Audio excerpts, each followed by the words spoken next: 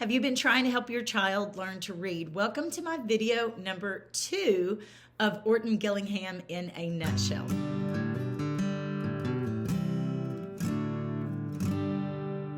Hi, I'm Rebecca, and welcome to the Parent Teacher Bridge, where you can find the ideas and solutions you need to empower you to be your child's most influential teacher.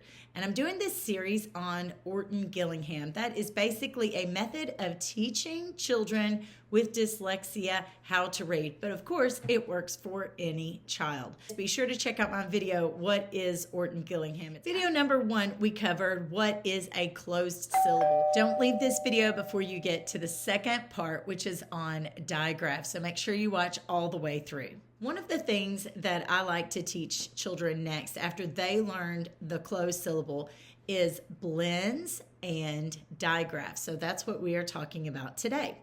Well, what is a blend? Someone once taught me that blends are friends.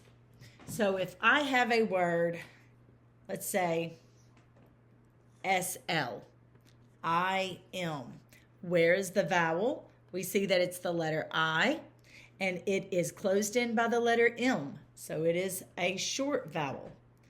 Where are the consonants? We have an M here that's closing in the I, but we have 2 consonants together here.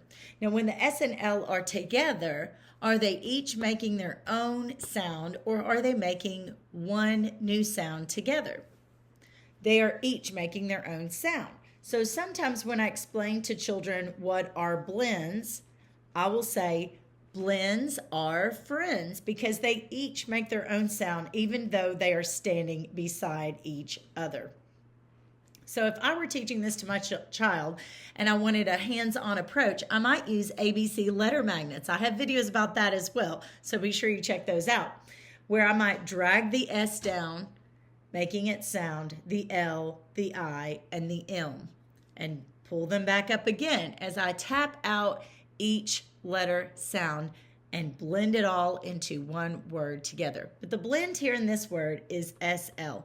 Now you can find lists of different blends in words if you don't want to just, think it all up on your own. And when you're teaching blends, it might be helpful to know that you can have initial blends or final blends. Initial means it's at the front of a word, and final blends means that it's at the end of the word. It doesn't really matter to me, in my experience, which kind of blend you teach to your kid first. The most important thing about blends is that they know each letter is making its own separate sound. But let's say, for example, you were going to teach the initial blend first. And let's go back to the blend we used earlier, SL, sl. And if you say sl, you can hear the S sound, s, and the L sound, l. So let's say that you're teaching that one, SL, and you have IM, okay? So your child would sound out that word, but you could change it and change your vowel, and then your child still has the same consonants in the word, but it makes a new word, slam. So you could practice those by just changing out whatever vowel or whatever ending consonant you have. So they're still getting that beginning sounds practice with the initial blends. If you want to do it that way, you can. And then just along the way, if you have a list of initial blends, that can help you remember, don't forget to introduce them, okay? One thing to keep in mind with initial blends is you can have 3 letters together, and they can be a little bit more difficult for kids. A common one with 3 letters is STR. Okay, so let's say you have the word strap. That is a closed syllable word because the P is closing in the A, but it has 3 consonants here together. Str, strap. Okay, but they can sound it out and see that this whole word has actually 5 different sounds, one for each letter. So that's initial blends. How can you use final blends? Well, rhyming is a very important learning to read skill. Whether you are asking a child to produce a rhyme by saying, give me a word that rhymes with, and then you give them a word, and they make up a word, whether it's nonsense or real, that rhymes with that, or whether you tell them different pairs of words and they have to tell you, does the pair of words rhyme or not rhyme? All of those are very, very good practice skills for learning to read. So with final blends, you're essentially making word families. Now remember, a word family might be something like cat, bat, hat. This is a simple word family. You might call it the at word family, okay? There's lots of teacher materials you can get that are free online that review word families. Let's look at a word family that has a final blend or an ending blend, okay? So ST, that would be a blend, st, okay? Let's put a vowel in front of it like A, and then we can make a word family with ast, and that would be past, last, mast. And as your child is reading, they're practicing that closed syllable because the A is closed in by that S and T.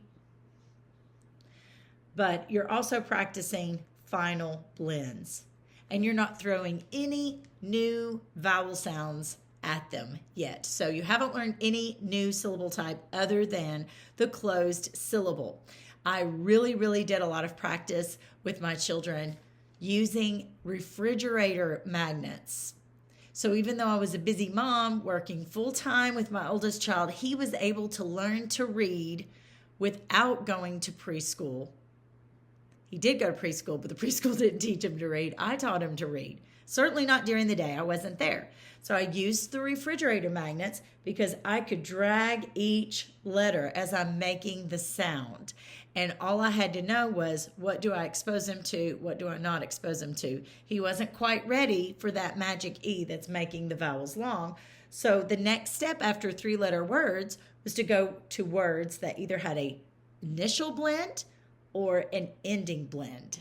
One more thing. Let's talk about digraphs. These are consonant digraphs. So unlike a blend, a consonant digraph is going to be some letters that make one sound together. Some common ones that your child will have exposure to are going to be things like the SH, the CH, and the TH. We know that there are others out there like PH as in pharmacy.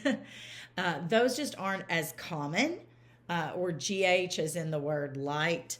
Those aren't as common. WH is one. They will have WH as well. On the TH, just remember it can make two sounds. It can make the hard TH sound, as in the word that, and it can make the soft TH sound, as in the word with, okay? But you can box those in. You could, if you're doing letter magnets on the board, you could take an S and an H and just kind of glue them together. But in this word, this is not a blend because they make one sound together. You do not hear the S say S or the H say in this blend. They make one sound together. So blends are friends. And I say digraphs, they're kind of like they're married. They take the same last name. They share the same sound once they're married. So that's how I kind of presented it to my kids. If you are a teacher or homeschool parent watching this, drop a comment below. How did you teach digraphs to your kids? And one question you might be asking is, do you call them blends? Do you call them digraphs? Yes, I do. I actually use those words when I'm teaching it to kids. Now, if your child knows these blends and digraphs, then the next step, which will be learning the magic E sound, is going to be so much easier. That's a wrap for my video 2 of Orton Gillingham series in a nutshell. Drop a question or comment below. Don't forget to click like and subscribe, and check out my resources on theparentteacherbridge.com. Remember, parents, you are your child's most influential teacher.